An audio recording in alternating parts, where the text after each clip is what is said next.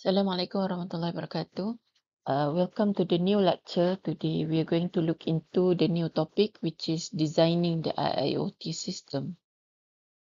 In designing the IoT system, there are several elements that we need to know before we do or decide on the design of IoT system that's suitable to the industry. Okay, so there are 8 points that we're going to look into in this lecture. Today, we're going to cover 4 of them, which are the concept of IoT, the proximity network, low power technology, and also the layer of network communication. Let's start to look into the topics. Okay, so there are 4 topics we are going to cover today, which are the concept of IoT, proximity network, low power technologies, and also the layer of network communication. Let us go into the first topic, which is the concept of IoT. In IIoT, there are at least 4 basic scenarios to consider when we want to design the system for connecting the IoT device. The first one is consumer IoT, commercial IoT, industrial IoT, and also enterprise IoT. Consumer IoT usually focus on the individual user or family.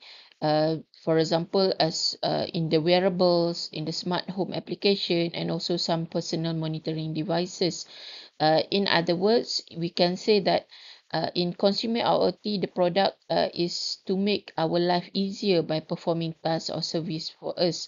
Okay, so the common connectivity, like I mentioned previously, there are several type of connectivity.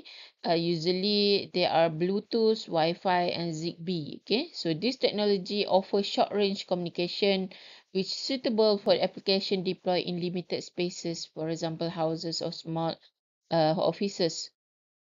The next one is commercial IoT. So commercial IoT usually target our daily environment outside of the home.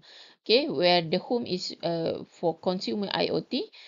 Commercial IoT, it is into a bigger area. Okay, so there is a set of application that can be deployed in place we frequently visit. For example, commercial office buildings, supermarkets, stores, hotel, healthcare, and other more place that can be installed or can be using this commercial IoT system.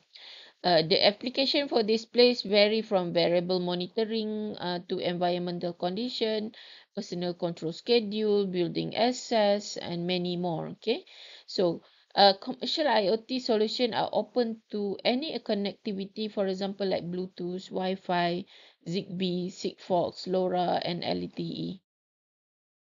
The next one is industrial IoT. So industrial of IoT target with the existing automated industry, like I mentioned in the previous lecture. It is integrating all the M2M into one automated industrial system in order to get a dramatic improvement in the productivity and efficiency. The most common sector that usually use this industrial IoT will be the large scale factory or manufacturing plant, but this is also known for monitoring utilities and expensive asset. Okay, so the existing automated industry system inside factory tend to be older. Okay, so we know that M2M is already there, but we need a system where it can be automatically operate all of the devices and give us the result to so that all the data can be managed and also can be meaningful to the end user.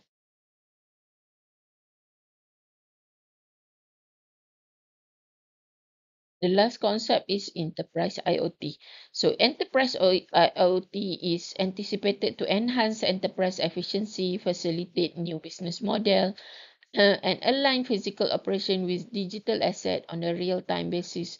For example, cloud and big data technologies support enterprise Internet of Things further as they provide scalability and intelligent insight. The goal for this enterprise IoT is to generate insight, allowing for faster, accurate, and appropriate decision making, and fostering a more customer centric business. For example, if let's say Facebook having all the data coming in, and then so they can predict what are the trend that being happening in the industry, in the consumer, okay, in term of the buying pattern, in term of the what we call the viral products or something like that. So based on this one, they can help the enterprise to make a decision, or to how they can include their products to be more what we call to be more visible to the consumer or something, in term of decision making, so they can use this data. Okay, so this is one example of the enterprise IoT. The next topic that we are going to look into is the proximity network.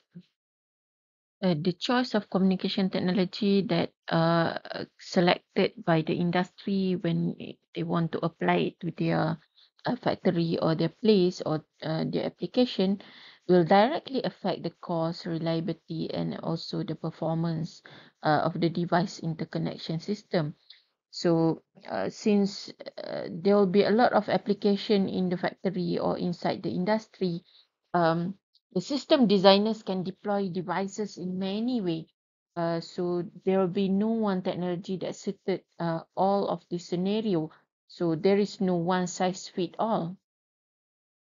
So, for example, if we take a smart building as one of the scenario of the IoT deployment, in the smart building, there will be a lot of sensors or devices, for example, um, to measure the temperature, humidity, smoke, sound, pressure, or perhaps other actuators to control the underlying system.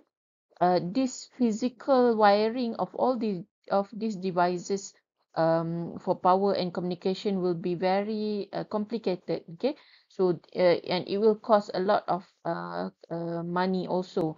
Okay, so apart from that, it is going to be time consuming task. So deploying a battery and wireless sensor network for these devices and these sensors will be the ideal solution. Okay, so because we want less money invested just to make the system work, right?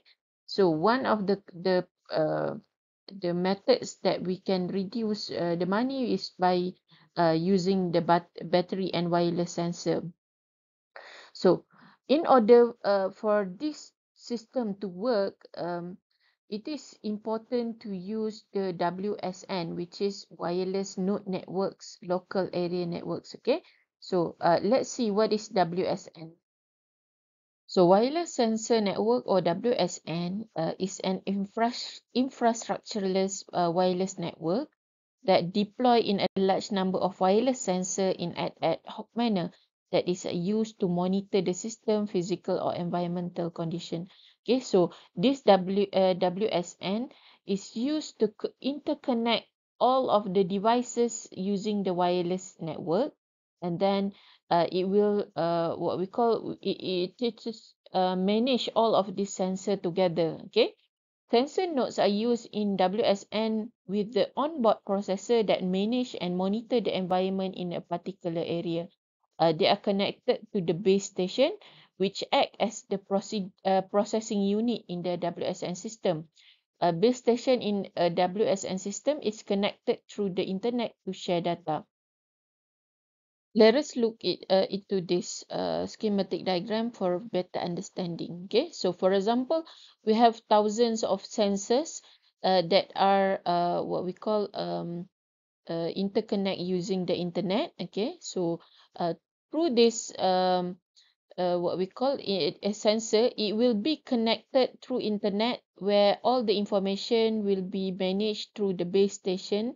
It can be mobile and it can be static base station also, depending on the situation and also the environment of our sensors. Okay, so then before all of the information or the data will be projected to the storage or data processing. So what are the characteristic of the WSN? So for WSN, there are 7 characteristics that you have to know. Okay, so the first one, it's using 2.4 gigahertz band, and it is free, unlicensed, and available worldwide. Okay, so it also managed to be connected to large number of sensor, and it able to cover large area or mesh network, and then it is communicate wirelessly, and it is it's operating at low data rate and low power transmission. Okay, so apart from using the 2.4 gigahertz, it can also operate in 868 megahertz, and also 915 megahertz. Okay, apart from the 2.4 gigahertz. Okay, so it also shares the 2.4 gigahertz band with other technologies such as WLAN, but Bluetooth, cordless phone, and also microwave oven, and other devices also. Okay, so the last characteristic, it is small, longer lifetime, suitable for deployment in dense and inaccessible area. For WSN, there will be WSN each node, which is the gateway between the WSN network and also the typical IP backhaul network. Okay, so and each node will also likely perform translation and reframing the local communication protocol between the WSN nodes and also the edge node to IP.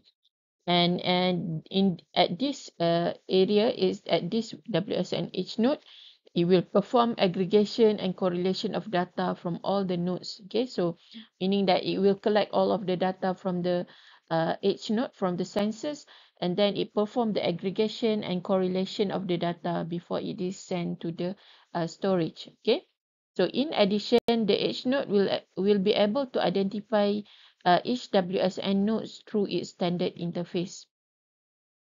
So apart from that, the edge node also will perform some local processing of the data and filter out much of the unnecessary traffic from traversing the backhaul IP network link. So meaning that not all of the data will be sent to the what we call to the storage or to the system analytic. Okay, so all the data will be locally processing at the edge node, and then it will filter whether the change is needed for the analysis or not. If let's say there is no changes of the data, so they don't really need to monitor that or to need to process that data. um, let us give an example for you to understand.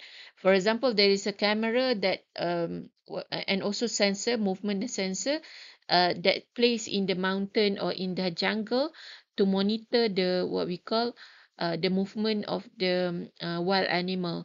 Okay, for example, there is no if let's say there is no changes in term of the movement of the wild animal in front of the camera, so the data is not continuously streamed to the what we call to the processing area. Okay, so only let's say they detect the movement of the animal, then the data is sent to the processing area. Okay, so all of this is managed at the WSNH node. Okay. Um, Therefore, the edge controller only pass up notification of a change in status within a given sensor. Okay, so for example, when only certain sensors giving signals of movement, so that only that sensors will send the notification to the change of the status. Okay, so this greatly reduce the traffic passed to the controller without any hindrance to performance or efficiency. So if all of the sensor is sending all of the information throughout the time, so it will be congested, right? Although there is no not all of information is needed, right? So at WSN H node, it will filter this information, only the information that is like there is a what we call change in the data or change in the that require the analysis, only will pass through and then will be sent through the controller. So here is the schematic diagram for you to understand. So for example, there will be thousands of WSN nodes, which are the sensors or the actuator or anything, any devices that we already installed. Okay, for example, only several sensors showing the changes in term of the data. So it will be sent to the edge node, and then the edge node will aggregate and also will filter the information before it is sent to the what we call to the controller to where it's supposed to be processing. Okay. For WSN, the characteristic that of the nodes is they require low power communication technology and protocol. Okay, so of course, it is very easy to use the Wi-Fi. However, Wi-Fi require considerably high power and also may conflict with the existing LAN. Okay, so consequently, IoT devices use industrial use case based on their radio low power consumption. Okay, so um, those that do not conflict with the existing radio broadcast. Okay, so meaning that instead of using the Wi-Fi to connect, they use the radio frequency to what we call to transmit the data. But this radio frequency does not conflict with the existing radio broadcast. Okay, so there are many competing technologies available, and they as previously also we see that there are a lot of protocol, for example the Bluetooth, the Zigbee, infrared, and many more. Okay, now let us look into the next topic, which is low power technology. Like we mentioned in the WSN technologies previously, uh, low power technologies is required to connect these end nodes. Okay, so the latest research and development of IoT networking technology aim and at facilitating the development of low cost, low power connectivity solution. Okay, so there are a lot of R&D has been done in order to improve the low power technologies so that the battery can what we call it can last for several years. Okay, so IoT device capable of energy harvesting solar, wind, and or electromagnetic field as a power source also has been what we call going through research. Okay, so people are start doing try to improve the low power technology, and instead of the battery itself, it also harvests energy from solar through wind or even electromagnetic field, okay, as the power source. So this one can be one of the solution for long time for the battery life. So apart from that, the research and technology also not just focusing on the technology to improve the battery and to improve how the energy has being harvested. They also keenly study method that will make application protocol and data format far more efficient. So how does they improve this one? They try to improve to minimally so that the device is using minimal power level or are harvesting energy. Again, this at subsistence level must communicate their data in highly efficient and timely manner. And this has seriously implication for the protocol design. The problem with this IoT deployment of transducer, usually not all technology and protocol will fit every scenario. So developing a great product must adhere to the existing relevant industrial standard, or it will never be commercially accepted. Because of course, if you already have our own devices and everything, we already have the machines and everything, so we don't want to change this machine into something new, totally new, right? So what we want is it is upgraded so that it can be easily connected into one system that is more efficient. Okay, so some of the popular protocol that being used right now are controller area network, kan, local interconnect network, which is lean, and other well-established standard. For example, IEEE 1451. Okay, so conventional computer networking technology, for example, like Ethernet and also TCP/IP, are rarely used except in aircraft. Okay, so this is because um, we know that using the internet and TCP/IP is very heavy, and it is very difficult to maintain the low power usage for all of the devices. Okay, when this thing happen, okay, of course, there will be a raise of question on what technology and protocol should be used. And to answer that question, of course, the designer need to understand only at a high level how device M2M communicate. Okay, so to understand this, we need to go back to some of the basic, for example, the OSI table for layered network communication. Now let us look back into the layer of network communication.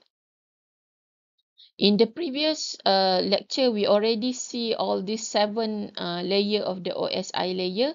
Okay, so you can refer back to the slide on this OSI layer.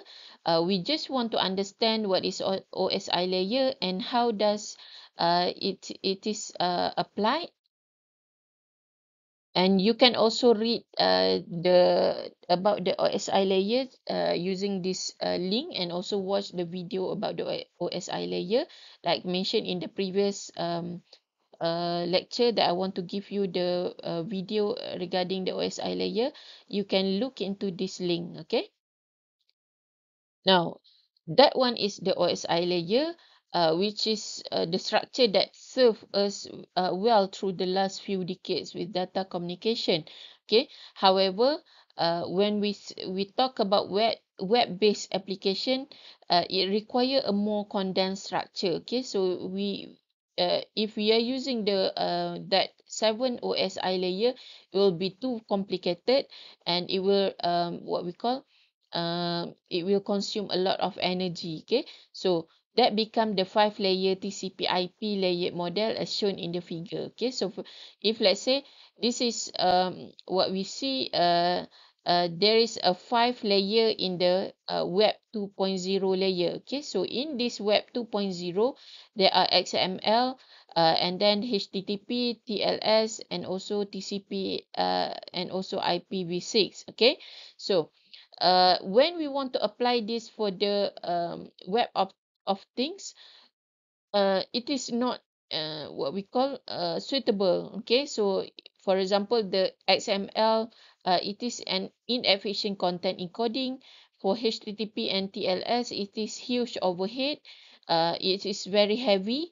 Okay, and then TCP and also IPv6, it is full of IP stack, which make what we call the transmission lower. Okay, so for the web of things, uh, they have been what we call combine and reduce it into lower bytes of data exchange. Okay, so when this web of things, they use the web object, and then coapps, DTLS, UDP, and also SIGLOPAN. Okay, so all of these are much more efficient, and also it is more efficient for the web, and also it is optimized the IP.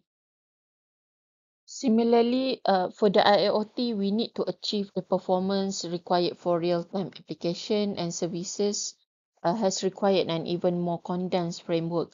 So if let's say from the normal OSI, it is reduced to 5 layer for the web 2.0, and then for the web of Ethernet also, it is further reduced. Okay, to make it more efficient. course, for the IoT layer, it require a much more condensed framework. Okay, so because all of the end nodes, which is the sensors and everything, need to transmit the information within millisecond, right? So due to this, a much more condensed layer will be used. Okay, so the point here is that data communication between endpoint has become more critical as we have adopted advanced technology and service level agreement. Okay, for the consumer IoT, which may or may not take off, it may not imperatively to have real-time communication. So, is we are using the wearables, like smartwatch or anything, it might not be so critical for us to transmit the data in milliseconds, right? We only use it for our own use, or even for the sport or for smart home or any other what we call wearables or devices. We might not be the inform not the information not the impact, it might not be so catastrophic for us. Okay, however, when we talk about the manufacturing or or other industry, operational or system failure will cost a lot of money. Okay, so it can cost millions to the company. Go. So this, of course, will make the IoT simultaneously hugely attractive, but also a huge risk. Okay. So the question then is, how does the IoT address the problem? How they can make the connectivity become more what we call secure and become more easy to be transmitted. The answer is through a different protocol structure, where as web-based application, it reduced the ISO stack to 5 level. But for the IoT structure, it has been reduced even more, and it is dependent on the vastly more efficient protocol. Now, let us see the difference between the IP layer and IoT layer. Okay, so for example, when we are using the Internet Protocol Suite TCP/IP, there are only 4 layers in here compared to the OSI layer, which is 7 layer, right? So in here, in the IP layer, there are only link layer, network layer, transport layer, and also application layer. Okay, so for the link layer, they're using the 802.3 Ethernet or wireless 802.11 wireless. Okay, so for network layer, it's using the IPv4 or IPv6. We're going to look this one in the next lecture later. And then for the transport layer, they're using the TCP/IP UDP. And for the application layer, using the HTTP, FTP, SMTP, and etc. Okay, so this one is for the what we call the user interface. Okay, um, and now, for the IP Smart Object Protocol Suite, usually they make it even simpler. Okay, so for example, for the link layer, they are using the IEEE 802.1514E. So usually this one is for the wireless connection. Okay, so and then for network layer, they are using the 6 low PAN. Okay, so and then for the transport layer, using the UDP only, no TCP anymore. And then for the application layer, they're using the coapps as an example for the protocol. Okay. So let's see the TCP UDP. Okay, so what the difference between the TCP and UDP will be, the TCP is a connection-oriented protocol, while UDP is the connectionless protocol. The key difference between the TCP and UDP is the speed, where the TCP is comparatively slower and than the UDP. When the TCP transport the information, it can be in two-way, meaning that it can send and then it can receive again. But for UDP, it is one way only, where the data is transmitted in one way. It cannot be going back. Okay, so that's why for the TCP, it is heavier or slower compared to the UDP. Overall, UDP is much faster, simpler, and efficient protocol. However, retransmission of lost data packet is only possible with the TCP, okay, because it is a two-way of the data transmission. As for the IPv6 and IPv4, the main difference will be the IPv6 and IPv6. IPv4 and the IPv6 is the address size of the IP address. For the IPv4, it is 32-bit address. IPv6 is 128-bit hexadecimal address. Okay, so we are going to look in details on IPv6 and IPv4 in the next lecture. Okay, don't worry about this. IPv6 provide a large address space and it contain a simple header as compared to the IPv6. Okay, so that's all for today. Thank you very much for listening. We'll see you in the next class. Thank you. Assalamualaikum.